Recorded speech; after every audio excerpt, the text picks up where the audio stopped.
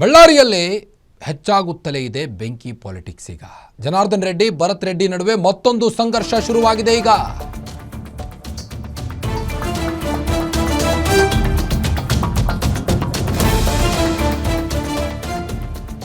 ಮಹರ್ಷಿ ವಾಲ್ಮೀಕಿ ಜಯಂತಿ ನಿಮಿತ್ತ ಬ್ಯಾನರ್ ವಿಚಾರವಾಗಿ ದೊಡ್ಡ ಗಲಾಟೆನೇ ಆಗಿತ್ತು ಬಳ್ಳಾರಿಯಲ್ಲಿ. ಈಗ ಬ್ಯಾನರ್ ಬಳಿಕ ಬೆಂಕಿ ಪಾಲಿಟಿಕ್ಸ್ ಶುರುವಾಗಿದೆ ಬಳ್ಳಾರಿಯಲ್ಲಿ. ಹೊತ್ತಿ ಉರಿದ ರೆಡ್ಡಿ ಮಾಡೆಲ್ ಹೌಸ್ ಭರತ್ ಬೆಂಬಲಿಗರ ಕೃತ್ಯ ಎಂದ ಬ್ರದರ್ಸ್. ಈಗ ಜನಾರ್ದನ್ ರೆಡ್ಡಿ ಭರತ್ ರೆಡ್ಡಿ ನಡುವೆ ಮತ್ತೊಂದು ಸಂಘರ್ಷ ಶುರುವಾಗಿದೆ. ಈಗ ಶಾಸಕ ಜನಾರ್ದನ್ ರೆಡ್ಡಿ ಮಾಡೆಲ್ ಹೌಸ್ಗೆ ಬೆಂಕಿ ಇಟ್ಟಿದ್ದಾರಂತೆ. ಶಾಸಕರ ಒಂದು ಭರತ್ ರೆಡ್ಡಿ ವಿರುದ್ಧ ಬಿಜೆಪಿ ಕಾರ್ಯಕರ್ತರು ಈಗ ಆರೋಪವನ್ನು ವ್ಯಕ್ತಪಡಿಸ್ತಾ ಇದ್ದಾರೆ. ಘಟನೆಯನ್ನ ಖಂಡಿಸಿ ನಗರದ ರಾಯಲ್ ಸರ್ಕಲ್ನಲ್ಲಿ ಪ್ರತಿಭಟನೆಯನ್ನ ಹಮ್ಮಿಕೊಂಡಿದ್ದು, ರಾಯಲ್ ಸರ್ಕಲ್ನಲ್ಲಿ ಬಿಜೆಪಿ ಕಾರ್ಯಕರ್ತರಿಂದ ದಿಢೀರ್ ಪ್ರತಿಭಟನೆಯನ್ನ ಮಾಡಲಾಗ್ತಾ ಇದೆ. ಸೋಮಶೇಖರ್ ರೆಡ್ಡಿ, ಟಿ.ಎಚ್. ಸುರೇಶ್ ಬಾಬು, ಮಾಜಿ ಸಂಸದ ದೇವೇಂದ್ರ ಸೇರಿ ಹಲವು ಮುಖಂಡರು ಈ ಒಂದು ಪ್ರತಿಭಟನೆಯಲ್ಲಿ ಭಾಗಿಯಾಗಿದ್ದಾರೆ. ಪ್ರತಿಭಟನಾ ಸ್ಥಳಕ್ಕೆ ಬಳ್ಳಾರಿ ಎಸ್ಪಿ ಸುಮನ್ ಪಣ್ಣೇಕರ್ ಭೇಟಿ ನೀಡಿ ಪರಿಶೀಲನೆ ಕೂಡ ನಡೆಸಿದ್ದಾರೆ. ಪ್ರತಿಭಟನಾಕಾರರಿಂದ ಮನವಿ ಸ್ವೀಕರಿಸಿದಂಥ ಎಸ್ಪಿ ಪಣ್ಣೇಕರ್ ಅವರು ಬ್ಯಾನರ್ ಬಳಿಕ ಈಗ ಬೆಂಕಿ ಪಾಲಿಟಿಕ್ಸ್ ಶುರುವಾಗಿದೆ. ಬಿಜೆಪಿ ಕಾರ್ಯಕರ್ತರು ಒಂದು ವಿಂಡೋದಲ್ಲಿ ಪ್ರತಿಭಟನೆಯನ್ನು ನಡೆಸಿರುವಂಥದ್ದನ್ನು ನೀವು ಗಮನಿಸಬಹುದು. ಮತ್ತೊಂದು ಕಡೆ ಘಟನಾ ಸ್ಥಳಕ್ಕೆ ಪೊಲೀಸರು ಧಾವಿಸಿ ಹೇಗಾಯಿತು ಈ ಒಂದು ಘಟನೆ ಅನ್ನೋದ್ರ ಬಗ್ಗೆ ಸಂಪೂರ್ಣ ಮಾಹಿತಿಯನ್ನು ತಿಳಿದುಕೊಳ್ತಾ ಇದ್ದಾರೆ. ಮತ್ತೊಂದು ಕಡೆ ರೆಡ್ಡಿಯ ಮಾಡೆಲ್ ಹೌಸ್ಗೆ ಬೆಂಕಿ ಬಿದ್ದಿರುವಂಥದ್ದು. ಶಾಸಕ ಜನಾರ್ದನ್ ರೆಡ್ಡಿ ಮಾಡೆಲ್ ಹೌಸ್ಗೆ ಬೆಂಕಿ ಬಿದ್ದ ಕಾರಣ ಈಗ ಬಿಜೆಪಿ ಮುಖಂಡರು ಕೆಂಡ ಕಾರ್ತಾ ಇದ್ದಾರೆ.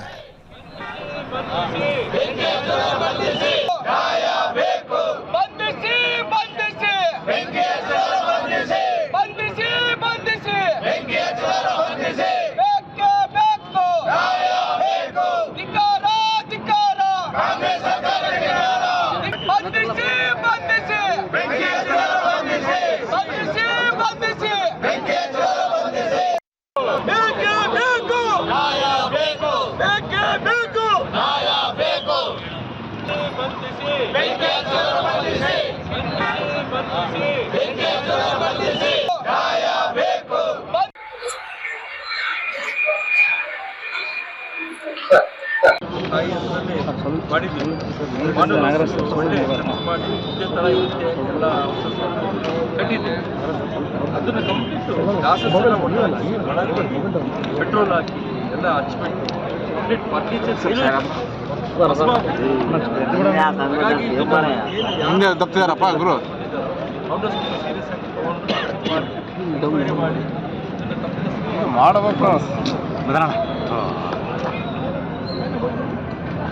ಮ್ಯಾಮ್ ಸ್ವಲ್ಪ ಈ ಕಡೆ ಮ್ಯಾಮ್.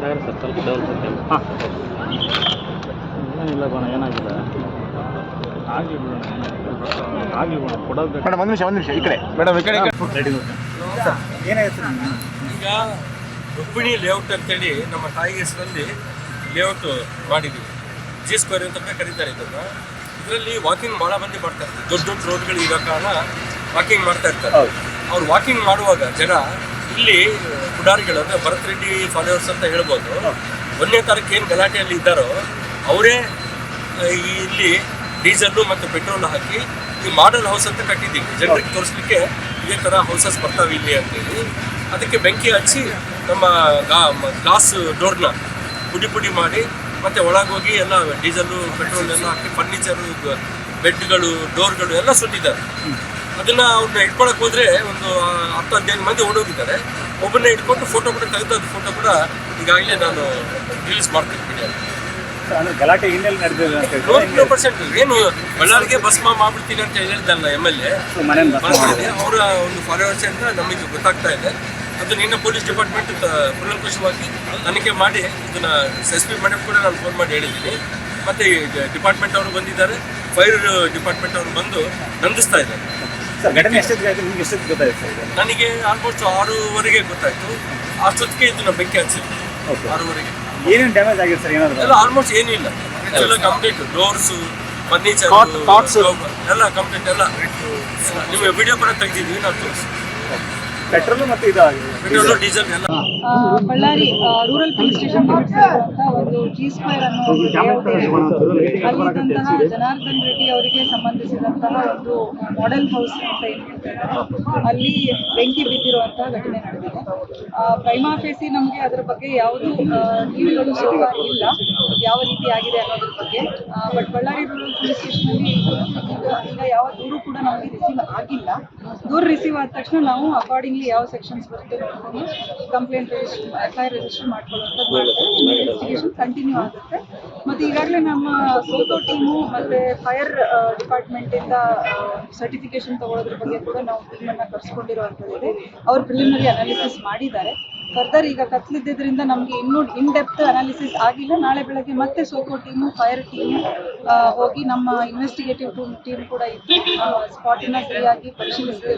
ಮತ್ತು ಈಗ ಅವ್ರೇನು ನಮಗೆ ಲೀಡ್ ಕೊಡ್ತಾ ಇದ್ದಾರೆ ಕೆಲವರು ಇದ್ರು ಮಿಸ್ಕ್ರಿಯೆಂಟ್ಸ್ ಅಂತ ಹೇಳಿ, ಅದನ್ನು ನಾವು ಸೀರಿಯಸ್ ಆಗಿ ತಗೊಂಡು ಆ ಆ್ಯಂಗಲಲ್ಲಿ ಟೆಕ್ನಿಕಲ್ ಅನಾಲಿಸಿಸ್ ಮಾಡಿಕೊಂಡು ಕ್ರೈಮ್ ಟೀಮ್ಗಳು ಕೆಲಸ ಮಾಡ್ತಾ ಇದ್ದಾರೆ.